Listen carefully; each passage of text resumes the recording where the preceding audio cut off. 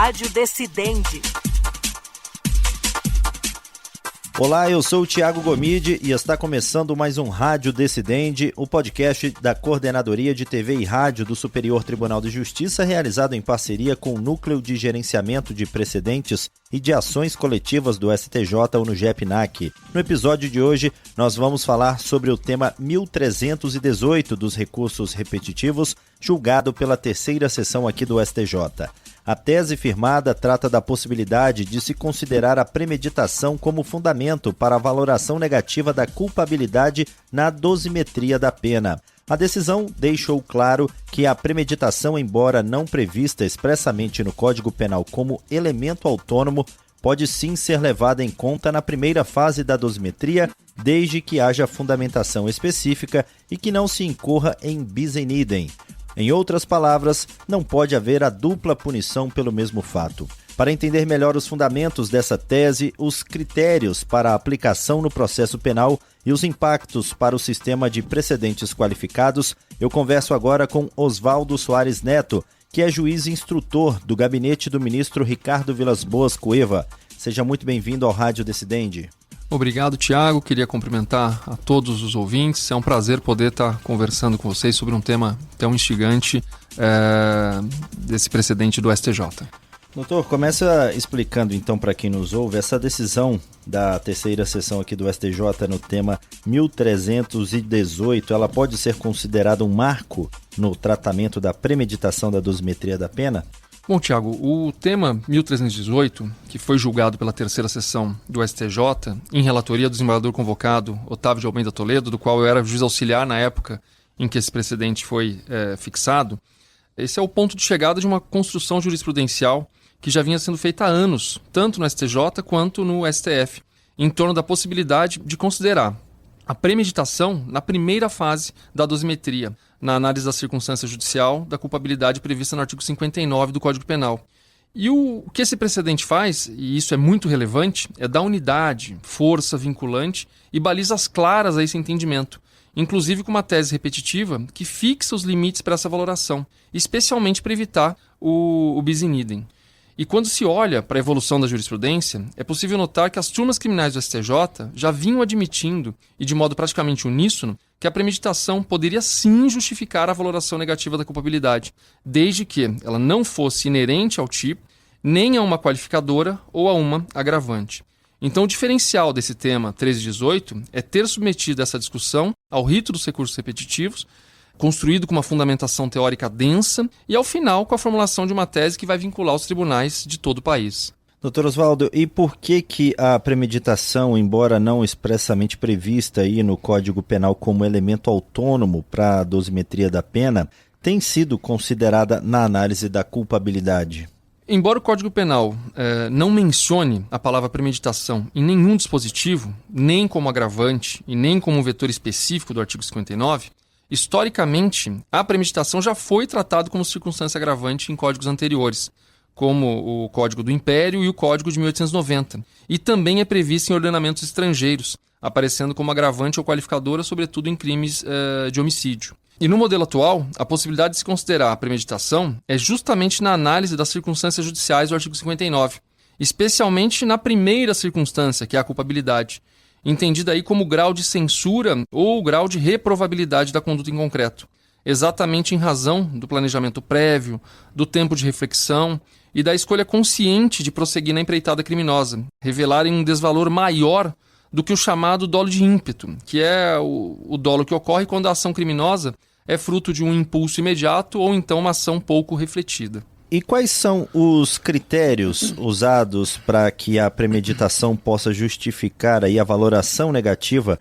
da culpabilidade sem incorrer na dupla punição pelo mesmo fato? Esse precedente, ele deixa muito claro que existem aí 3 grandes filtros que o juiz vai precisar observar antes de negativar a culpabilidade pela premeditação. O primeiro filtro é que a premeditação não pode constituir elementar ou ser íncita ao tipo penal, ou seja, não pode constituir um elemento que compõe o próprio crime. Segundo, ela não pode ser pressuposto necessário para a incidência de uma agravante ou de uma qualificadora. E terceiro, não pode ser tratada como um fator automático de aumento. Ou seja, por ser premeditado, sempre aumenta. Então isso não pode acontecer, devendo ser demonstrada, no caso concreto, a maior reprovabilidade da conduta em decorrência do maior tempo de reflexão entre a decisão e a ação criminosa. Então, basicamente, esses 3 grandes filtros aí devem ser respeitados. Primeiro, não deve compor nenhum elemento do tipo penal, não deve ser pressuposto necessário para agravante ou qualificadora e não deve ter aplicação automática. E como distinguir, então, na prática, quando a premeditação está aí agregando reprovabilidade à conduta e quando ela apenas repete um elemento já presente no tipo penal ou em uma qualificadora? Na prática, a pergunta-chave que o juiz vai precisar fazer é a seguinte: vamos dizer, se eu retirar o elemento premeditação, esse fato ainda se ajusta normalmente ao tipo penal e também as qualificadoras ou agravantes que eventualmente forem reconhecidas? Se a resposta for sim, ou seja, se eu retirar, ele continua ajustado ao tipo penal, então essa premeditação ela não compõe nem o crime, nem as qualificadoras, nem agravantes, e está somando, então, uma circunstância de maior desvalor, porque ela demonstra um grau adicional de reflexão, de escolha dos meios, de preparação para a prática criminosa. Agora, se a resposta for não, provavelmente, então, o julgador está apenas duplicando um elemento que já integra o tipo, ou a qualificadora ou uma agravante, correndo o risco aí do bis in idem. A gente pode citar como exemplo, em crimes como o homicídio qualificado pela emboscada, a doutrina e a jurisprudência entendem que o planejamento e a surpresa já integram o desvalor próprio da qualificadora, da emboscada. E esse tipo penal ele prevê ali a emboscada, a traição, a dissimulação, e que são formas de execução que normalmente já exigem um planejamento prévio. Nessas situações, a premeditação é considerada íncita ao elemento do crime ou da qualificadora e não poderia, então, ser novamente valorada como circunstância judicial justamente para evitar o bis in idem. Então é necessário essa indagação, se ela compõe ou não o tipo penal ou a qualificadora ou uma agravante para poder, então, ser valorada ou não. E na visão do STJ, então, por que a premeditação não deve ser tratada como um fator automático de aumento de pena? Nesse caso, a própria tese formada, ela no repetitivo, ela dispõe expressamente que a exasperação da pena base pela premeditação não é automática, reclamando fundamentação específica acerca da maior reprovabilidade da conduta no caso concreto. E essa construção na tese não é um mero detalhe retórico. O STJ, nesse caso, ele faz questão de dizer que a simples constatação de que o delito foi premeditado não basta por si só para majorar a pena, sob pena de então esvaziar o princípio da individualização da pena e transformar a premeditação em uma agravante, vamos dizer, informal, sem a devida análise de sua densidade fática. Então eu preciso demonstrar a maior reprovabilidade da conduta em decorrência aí dos elementos em concreto do fato analisado, como, por exemplo, maior tempo de reflexão, de pensamento, de planejamento entre a decisão de praticar o crime e a ação criminosa. Então, é necessária essa fundamentação específica acerca da maior reprovabilidade em decorrência da premeditação. Doutor Oswaldo, explica para a gente melhor aí, então, essa diferença entre tratar a premeditação como uma circunstância subjetiva da culpabilidade e como uma agravante. Qual a diferença disso aí? Aqui a gente vai precisar diferenciar, né, a circunstância judicial da agravante. Então, quando se trata a premeditação como um aspecto da culpabilidade dentro ali das circunstâncias judiciais, ela vai operar dentro do campo do artigo 59, na primeira fase de aplicação de pena, graduando a pena a partir da censurabilidade que o magistrado vai apurar no caso em concreto. Já o tratamento como agravante exigiria expressa previsão legal da premeditação e atuaria na segunda fase de aplicação da pena, em que existe um comando normativo específico de aumento. O STJ acaba afastando exatamente porque o vocábulo premeditação foi excluído como agravante do nosso Código Penal e não voltou a ser introduzido. Então ele chegou a existir como agravante expressa, mas no Código de 1940 ela não compõe o rol de agravantes e dessa forma, para ser agravante, precisa ter previsão expressa. Mas, ela sendo uma circunstância que agrega um grau de reprovabilidade à conduta analisada, então ele deve ser utilizado na primeira fase e de acordo com o entendimento fixado no vetor da culpabilidade. E o que muda na atuação do juiz sentenciante a partir desse precedente agora do tema 1318? Há um novo ônus de fundamentação? Esse precedente, na verdade, ele em primeiro lugar reforça o dever de fundamentação, exigindo o quê? Exigindo que o juiz demonstre, com base nas provas dos autos, que houve um efetivo planejamento, um lapso temporal de reflexão e uma opção consciente de prosseguir na prática criminosa. Em segundo lugar, ele impõe um cuidado metodológico, ou seja, o juiz precisa verificar se já utilizou essa circunstância para qualificar o crime ou para reconhecer um agravante, sob pena, aí, no caso de estar fazendo uma valoração dupla, incidindo aí na vedação do bis in idem. Então ele reforça, existe um dever de fundamentação que é reforçado. O juiz precisa demonstrar, com base nas provas, que essa reflexão maior para a prática do crime representa um grau de reprovabilidade maior. Como que esse entendimento dialoga com o princípio da legalidade estrita no direito penal? Há espaço aí para críticas sobre esse aspecto?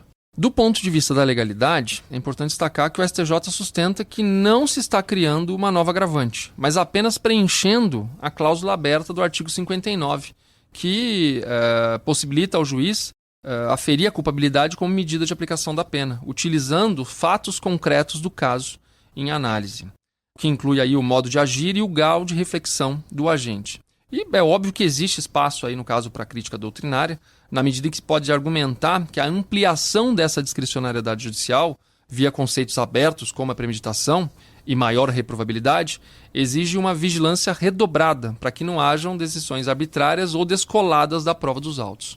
E a jurisprudência do STF, por exemplo, do Supremo Tribunal Federal, segue essa mesma linha que foi adotada pelo STJ nesse tema 1318, ou há diferenças aí importantes entre as cortes superiores? O voto condutor que fixou esse tema, ele cita vários precedentes do próprio Supremo Tribunal Federal, inclusive do Pleno, em que a premeditação foi utilizada para justificar a elevação da pena, seja na culpabilidade, seja nas circunstâncias do crime e sempre desde que não se tratasse de uma elementar do tipo ou integrando uma qualificadora ou agravante. Então, nesses precedentes, o Supremo reconhece que a premeditação é sim circunstância hábil a agravar a pena, estando em sintonia com a linha que o STJ consolidou no agora tema 1318. E esse entendimento, então, desse tema, ele pode afetar a previsibilidade e a segurança jurídica na dosimetria da pena? E se sim ou não, de que forma? Na verdade, com a fixação desse tema em sede dos recursos repetitivos e formulando uma tese em condições claras, quais seriam aí não ser elementar, não ser pressuposto de agravante ou qualificador e não ser automática, o STJ, na verdade, ele oferece um roteiro que tende a aumentar a previsibilidade das decisões e a uniformizar a atuação dos tribunais. Uma maior reprovabilidade desse termo mantém uma certa abertura valorativa, o que significa que ainda vai existir um debate nas instâncias ordinárias sobre se o caso concreto preenche ou não esses requisitos, se a premeditação naquela situação tem os elementos em concreto passíveis para agravar a pena. Então esse debate continua existindo. Mas já existem balizas definidas para existir uma previsibilidade, uma segurança jurídica na aplicação do tema. Mas são questões aí passíveis de subirem ao STJ ou ficam restritas às instâncias ordinárias? No caso, o tema ele é fixado com a seguinte redação. A premeditação autoriza a valoração negativa da circunstância da culpabilidade prevista no artigo 59, desde que não constitua elementar, ou seja, insta ao tipo penal, nem pressuposto para incidência de circunstância agravante ou qualificadora. Isso no item 1. No item 2. A exasperação da pena não é automática, reclamando fundamentação específica acerca da maior reprovabilidade da conduta no caso concreto. Então, o que eventualmente pode chegar ao STJ, como está se falando aqui da fundamentação específica acerca dessa maior reprovabilidade, nessa circunstância, a fundamentação específica, ela pode ainda chegar ao STJ para ver se aquela fundamentação é suficiente ou não. Em chegando e entendendo o STJ que a fundamentação é suficiente, se adequa ao repetitivo. Mas podem existir casos, e aí no caso, nessa situação, vai exigir uma atuação do STJ em que a fundamentação seja insuficiente. e esse debate aí, no caso, vai acabar subindo exatamente para se aferir se as circunstâncias fáticas do caso em concreto possibilitam, e devidamente analisadas pelo magistrado, possibilitam ou não a incidência dessa circunstância de forma negativa. Como que a doutrina penal tem reagido à valoração negativa da culpabilidade com base em elementos não expressamente previstos na lei?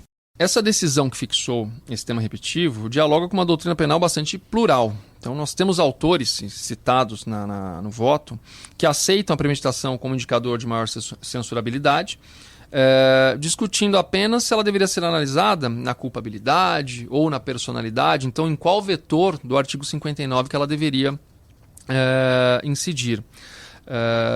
Outros autores já alertam que nem todo planejamento deve agravar a pena, podendo às vezes revelar, por exemplo, uma hesitação, uma dúvida, e não um planejamento calculado para a prática do crime.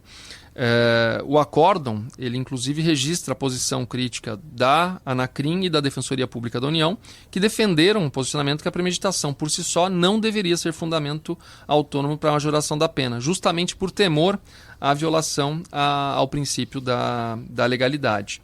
Mas prevalece, como entendimentos do Supremo e como fixado nesse repetitivo, a possibilidade, desde que respeitado aqueles critérios que já mencionamos e o dever de fundamentação. E o precedente, ele oferece algum critério objetivo ou indicativo aí para avaliar o grau de reprovabilidade da premeditação no caso concreto? O tema 1318, ele não cria uma escala específica em relação a essa avaliação, mas ele aponta alguns parâmetros qualitativos que vão orientar o julgador na prática. Entre eles, a gente pode destacar a existência de um lapso temporal significativo entre a decisão e a execução, o planejamento dos meios de execução, a escolha cuidadosa do local e das condições do ataque, a preparação do veículo ou instrumentos e a superação consciente de oportunidades de desistir. No caso, é inviável, pela infinidade de possibilidades da ação humana, de se fixar esses critérios no repetitivo. Mas dos julgados citados no voto condutor, da doutrina que é apresentada, é possível se extrair esses parâmetros de situações em que a premeditação pode ser valorada de forma negativa. E em que medida esse tema 1318 pode orientar aí os tribunais de segunda instância, o juízo de primeira instância também, nas decisões nas cortes locais?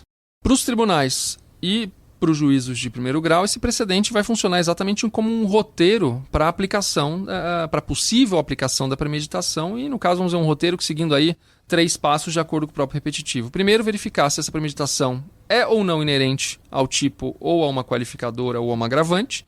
Segundo, identificar em termos probatórios quais elementos concretos revelam esse planejamento prévio que merece essa consideração. E terceiro, explicitar por que esses dados aumentam o grau de censurabilidade da conduta. Então, é necessário que os magistrados e os tribunais sigam esses 3 passos para que a premeditação possa ser considerada uma circunstância negativa na aplicação da pena. E há outros elementos subjetivos de conduta, como frieza, crueldade, frustração, que também vêm sendo utilizados aí na dosimetria da pena de forma similar à premeditação?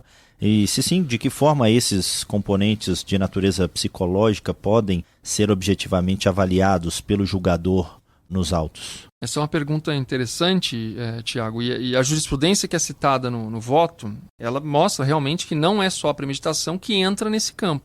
Nós temos também elementos como a frieza, o calculismo, a brutalidade das agressões, a audácia da conduta e determinadas escolhas do modus operandi da prática criminosa, como atacar em via pública, em plena luz do dia, mantendo como refém, que são circunstâncias que também têm sido utilizadas para valorar negativamente a culpabilidade ou outras circunstâncias no artigo 59.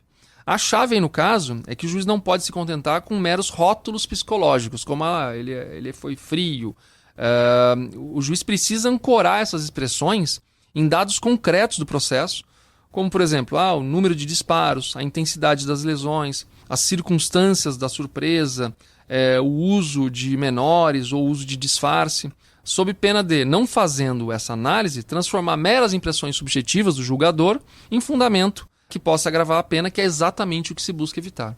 E para a gente finalizar aqui, quais são os principais cuidados aí que defensores, membros do Ministério Público, magistrados, o jurisdicionado como um todo, né, devem ter aí ao aplicar ou contestar a valoração da premeditação na primeira fase da dosimetria? Aqui a gente pode destacar, por exemplo, para o Ministério Público, qual vai ser o desafio? O desafio vai ser escrever desde a denúncia o iter criminis de forma detalhada, evidenciando esse planejamento e esse tempo de reflexão que configuram a premeditação, e indicar com clareza se esse conjunto será utilizado na culpabilidade ou em alguma outra circunstância, evitando sobreposições da mesma circunstância em momentos distintos da aplicação da pena. Já para a defesa, é essencial identificar possíveis duplicidades, ou seja, quando a mesma situação baseia tanto uma qualificadora ou uma agravante ou ainda a negativação da própria culpabilidade ou de outras circunstâncias do artigo 59. Além de questionar também se esse alegado planejamento, se essa alegada premeditação não evidencia exatamente o contrário, o que seria uma conduta hesitante ou uma conduta que eventualmente não configure esse grau de reflexão para a prática do crime, pleiteando a neutralização desse vetor, ou seja, que ele não seja considerado de forma negativa.